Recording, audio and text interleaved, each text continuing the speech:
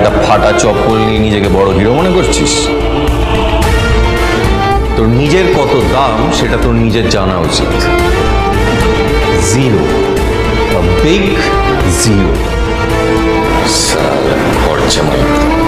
চল।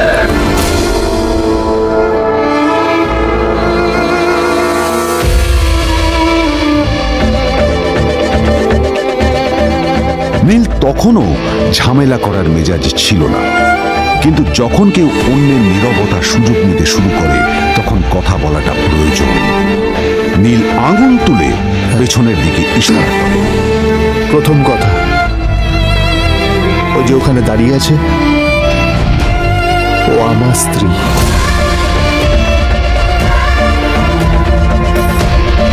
তাই আমার স্ত্রীকে তোমার নেকলেস দেওয়ার কোনো অধিকার নেই। ওকে যদি নেকলেস দিতে হয় তাহলে আমি দেব। তাই এসব ফ্রডগিরি বন্ধ করো। আর দ্বিতীয় কথা, যার পকেটে পয়সা নেই ঝনঝন আওয়াজ করা তার মানায় না।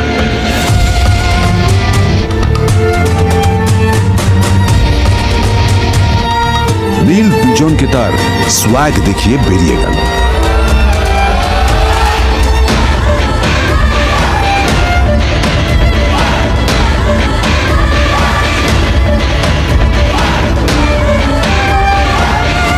আদ্রিতার রাগে গজগজ করছিল।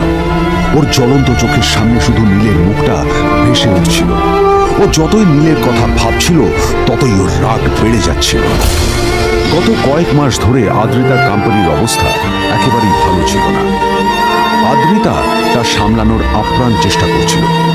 কি যে করবে ও সেইটাই বুঝে উঠতে পারছিল না। তারপর বিজনের সাথে ওর দেখা হলো, আর তখনই বিজনের সাথে ওর বন্ধুত্ব হলো। বিজন একটা খুব বড় পরিবারের সদস্য। আজ বিজন শুধুমাত্র আদ্রিতার কোম্পানির একজন বিজনেস পার্টনারই নয়, সাথে বড় ইনভেস্টর।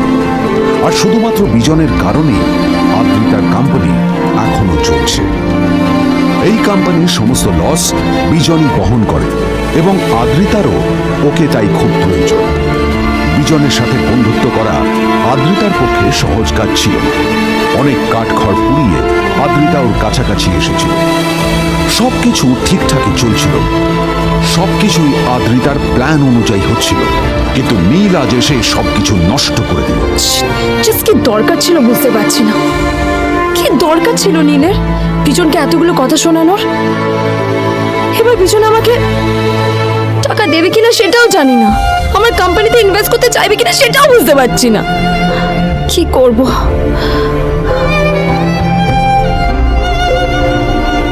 এখন আদ্রিতা ওকে কিভাবে বোঝাবে?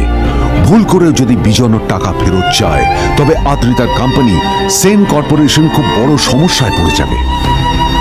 তারপর কি হবে? সেন পরিবারের দেখভাল কে করবে? এইসব ভাবতে ভাবতে আদ্রিতা নিজের ওপরেও রেগে গেল। আসলে দোষটা ওর নিজেরই।